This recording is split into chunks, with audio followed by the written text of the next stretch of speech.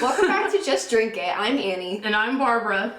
And today we're going to be discussing Irish whiskey. We have two whiskeys today, Green Spot and Bushmills 10-year. And we're going to be discussing pot stilling and how the whiskey actually gets distilled.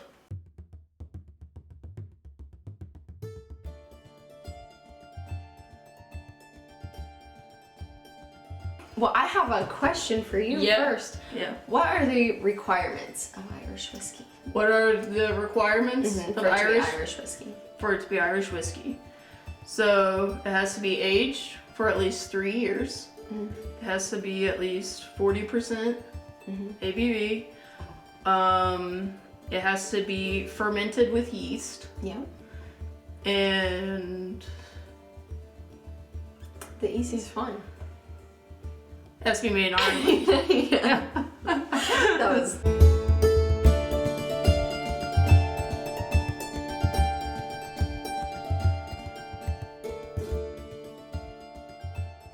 What is pot stilling? Pot still? Yeah, pot still. So what is pot stilling? So there's 3 different kinds of stills. There's pot stilling, which is the traditional way that Irish whiskey is done. And then there's column stilling, and then there's like a hybrid where you combine pot stilling with column stilling. Okay. And pot stilling is this big, gigantic vat, and it has a neck that the alcohol goes up into, and then it goes down this cooling tube. And then that's like the alcohol that gets distilled. So alcohol's evaporation temperature is much lower than water's. So it will start rising up, basically. Pot stills come in lots of different shapes and sizes. Basically what happens is, as you're heating up the alcohol, as it's being distilled, the ethanol is rising and it's making these long chains as it's going up this copper pot. And the heavier ones go back down, the lighter ones are rising up this alembic neck. And the neck is going to be different angles, different lengths, stuff like that, because basically they're trying to capture certain flavors, and so they think that the neck changes that based on the ethanol that's rising and falling. That's pretty cool. Are the flavors coming from the mash? Okay. Yeah, so remember we've talked about the mash before, and in Ireland and in Scotland they're mostly using malted barley. So and I did not know what malt was previously. And they look like little seeds. It's a grain. Yeah, it's barley. It's a cereal, actually. Yeah, it's barley that's been malted, gone through that process. Yeah, I looked up. They were just like holding a bunch of little seed-looking things. So yeah, so it's this. So when you malt barley, it makes a lot more sugar. Okay. And it also starts to give it more flavor too. I went to a distillery in Colorado, and it was all malt whiskey, and they said that before they go into the barrels, it's basically Everclear. Yeah. I didn't know that. I didn't know if like when it's evaporating and coming down, if that is just like just pure alcohol. That actually leads into a good point. Oh, okay. Yeah, so it depends on what the distilling is. So if you're using pot distilling, you usually have to do it at least 2 or 3 times to get it to the proof that you need. So the first distillation is probably going to be about 20% alcohol when it goes through the process. And is 20% enough to be an Irish whiskey? No. What's the minimum? Quiz time. It's gotta be 40%. Yep, 40%. To get it to a higher proof. And a lot of scotches are only distilled twice. Okay. But most Irish whiskeys, people think that it has to be distilled 3 times, like triple distilled, but it doesn't. You only have to, there's no distillation point. And you don't need to distill it in a pot for it to be Irish whiskey. That's just, they're pretty big on tradition. That makes sense. And like, so the first time you distill it, you're just trying to get all the ethanol you can and separate it from the water. And so you're gonna end up with a 20% Yes. Distilled grain alcohol. When you distill it again, and this is optional, you can start to separate out. So like with Scotch, they're gonna separate it out between the heads, the hearts, and the tails. And what will happen is they are going to take away the heads, the methanol part. They're going to keep the hearts, that's the middle part, the stuff that you want, and then they're going to get rid of the tails. Okay, so are these just parts of the liquid? Yeah. Okay. So Scotches, they're gonna stop a lot of times after 2 times. And Irish whiskeys, they're gonna take that batch and they're going to distill it a 3rd time. Okay. That hearts part, they're gonna take that again and distill it again. So Interesting. what the thing with pot stills is that they're made out of copper, and it works really well at getting all the impurities from the mash. Unlike column stills, which is made out of stainless steel. It works a little bit differently. It's pretty great because it will catch all these impurities, but at the same time, you have to spend all this time cleaning it out. The copper? The copper, you have to clean it out so you can still again. And so at like... And they don't have to do that with stainless steel? No, you don't have to do the same thing. Okay. Because the copper catches all the stuff. Oh, yes, yes, of course. So the stainless steel doesn't, as it's going through. And so like at a lot of Irish distilleries, what they'll do is they'll have like 2 or 3 stills that are just dedicated to that first distillation. And then they have their other stills that are dedicated towards like the double and triple distilling part. Every distiller has their idea of how to build these stills for how they want their whiskeys to taste. Yeah. I know exactly what you're talking about. So that is pot distilling in a nutshell. Okay. Yeah, and that is how Irish whiskey has been made. Downside about it is you can't make nearly as much from it because you can't get as much ethanol out of it even through your first distillation. And it's part of the reason why Irish whiskey kind of fell in popularity.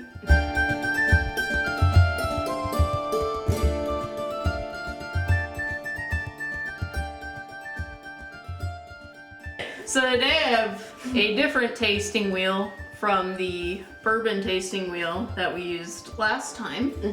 A little bit different. Oh my gosh, there's so many options on this one. Yeah, I was reading more about tasting wheels, and the wheel works is you start from the very center of it and you see what words there are. So you might look at spices, you might look at earthy, vegetable, and what you're gonna do from there is you're gonna go out and expand out and try to see which of the other ones match up with the inner circle.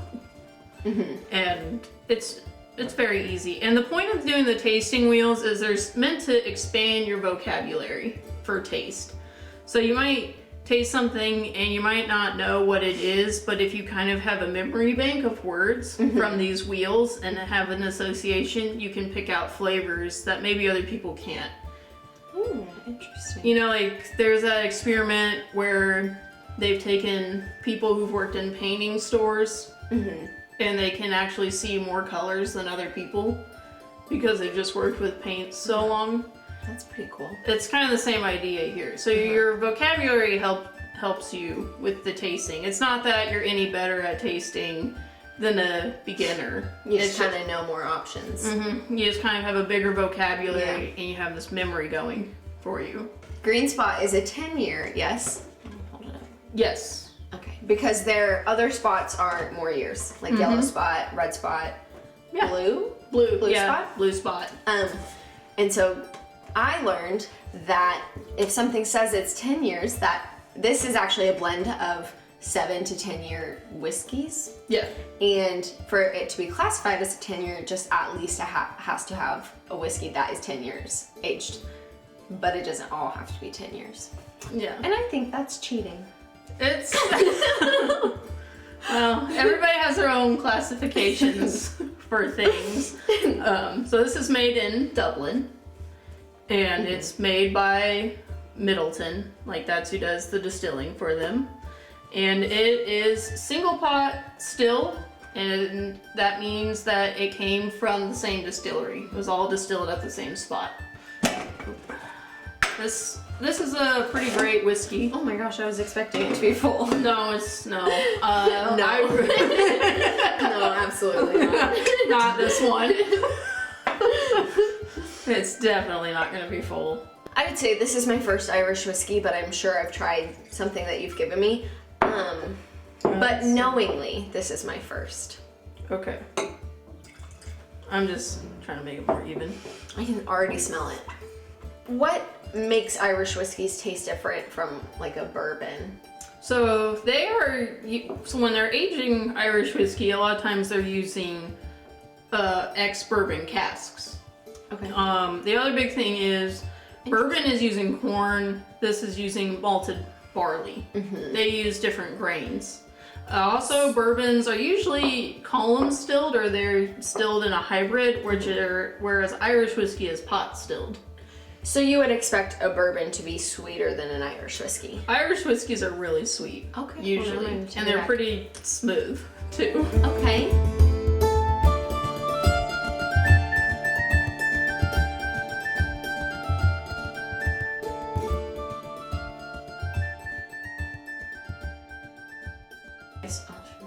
Man, I'm smelling... What are you smelling? Something tropical, almost. I don't know if like coconut is an Yeah, option. that's what I smelled. I smelled coconut, like... It does kind of smell beachy. Yeah, it does, like pineapple. Oh yeah, Like a pina like colada. a pina colada. Yeah, it says orchard fruits, but I'm definitely getting like it's in a coconut. Mm-hmm. Okay.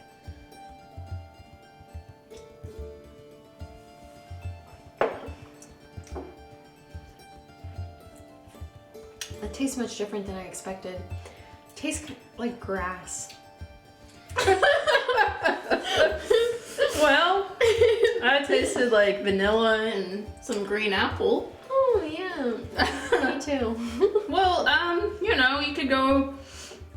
So there's grass, green. Yeah, that tastes like grass. All right. That's okay. Is it good grass? It's smoky grass. It's smoky grass. Yeah. That's what you taste. That is so different from what I taste. I don't know how it's supposed to taste, but it's like, I'll do another setting the scene. You're driving down the highway and you look to your left and a field has just been set on fire by the local land management. And you just roll down your window and take in a breath. Okay. I really don't taste any smoke. If you taste smoke, you taste smoke. I don't taste any apple. I don't taste apple. It tastes just like earthy. Burns. This burns? A little Not bit. burns, but it like... Why don't we cut it with some water? Sure. It doesn't... I can't really describe it. It tingles. It tingles? It tingles. Would that make it worse? Let me try it with cut. You can try it. Alright. I think maybe I just really like bourbons. Maybe. It's not as sweet as something that I would like to drink.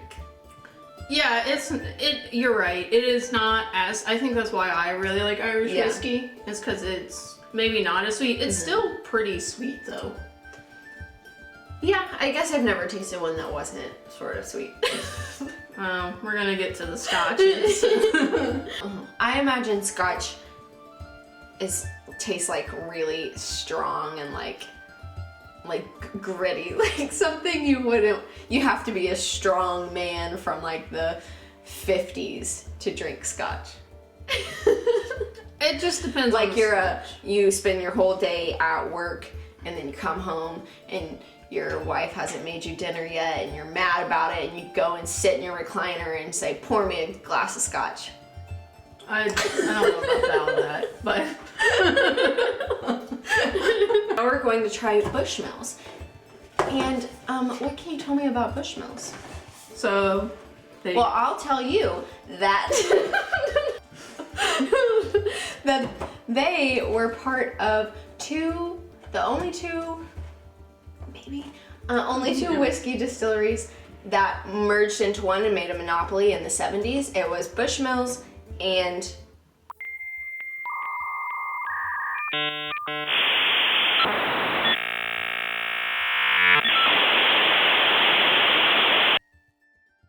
there were two and then there were one. So that's all you need to know. yeah, Write it down.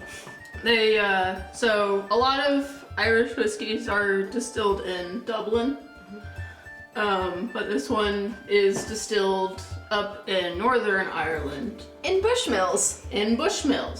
So, And I believe it's Bushmills that is owned by Jose Cuervo. yes. Right? Yes. Yeah, and they technically say they started the distillery in 1608, but it wasn't anything serious. And then they really started distilling in the 1780s. 1784, I believe. I don't know. You got on Wikipedia? I did. Okay. Should I expect this one to be half gone too? No, I've just bought this one. Okay. Oh, beautiful. All right. Beautiful, beautiful, beautiful.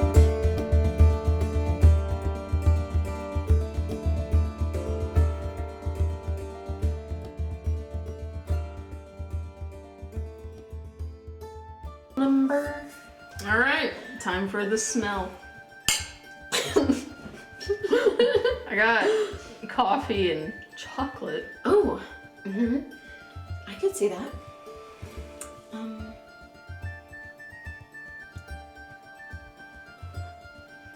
It's kind of nutty.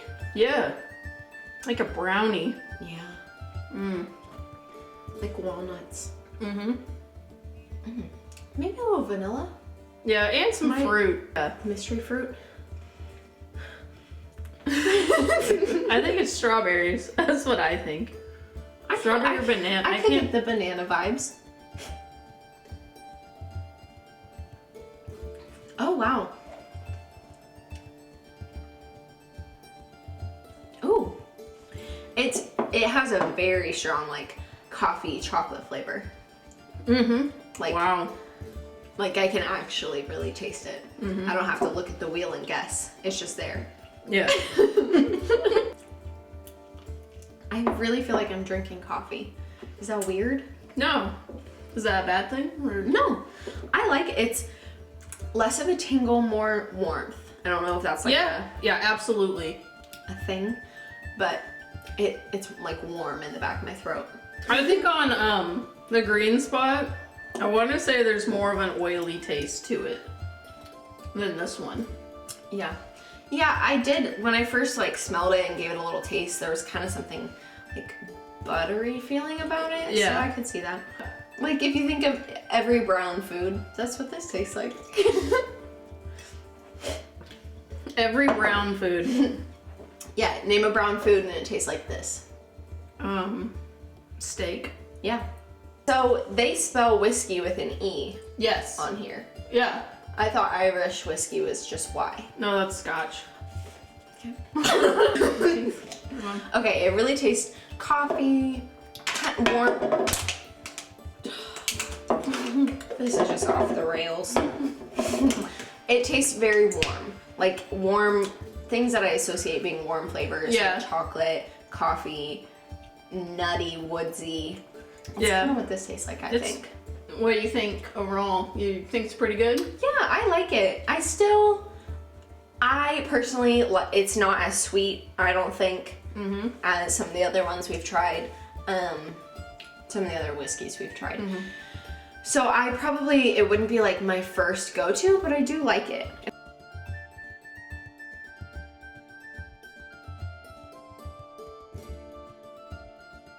Green Spot, in my opinion, is very earthy. You felt like it was kind of fruity, a little bit of apple. I tasted kind of grass, a little bit smoky, and a little bit tingly to me. Yeah. What do you think? I would definitely agree when it comes to Green Spot that it's tingly, definitely. I think it's super sweet, like honey, apple. I don't like really sweet things, so this is more my speed when it comes to whiskey. So if you kind of find bourbons to be overwhelming, Irish whiskey can be a good spot. I will say I don't like cutting it with water. No. Do not cut with water. 0 out of 10 recommend. Unless you want to just... Remember when we were kids and we got those grass clods in soccer cleats? It tastes like you just scraped off the dirt grass stuff. Yeah. And then you just put it in a blender with water.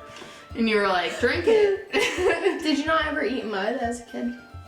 I probably did, but I don't remember. I literally, when it would rain and the creek would flood, one time I just went out there and like ate handfuls of mud. It was like liquidy mud and I just... Well, no wonder you think everything tastes like mud and grass. I'm like... It's what I know. Oh, I give that 2.5 out of 5 barrels. Okay, I give it 3.5. So low? 3.7.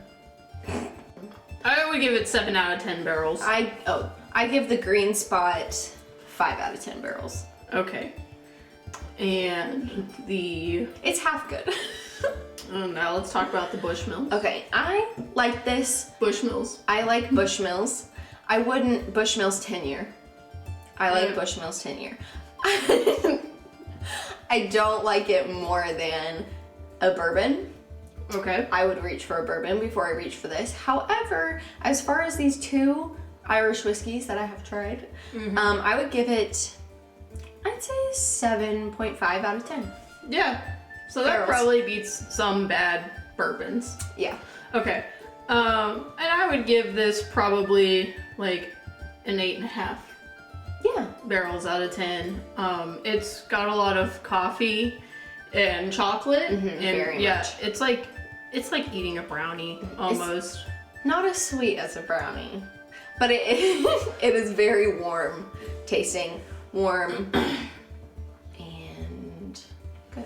Yeah, it is very warm. If you like wood, if you want to eat. Yes, it's very woody. Did you say out of 10 on this one? Yeah, I did. What was it? 7. Oh, yeah. And I said 8.5. Yeah. Oh, you like this one more? Yes, I also like this one more. I'm very didn't know surprised. that. I was like, wow, Oh my that one gosh. was actually better. Yeah. So that's it for this episode. Yeah, what are we doing next week? We're gonna do a flight of Redbreast. Oh, how fun. Yeah. What is Redbreast? It's Irish whiskey. Oh, we get to try more. Yay. Yeah. All right. So Well, thanks for watching. Remember to like and subscribe. And also remember to just drink it.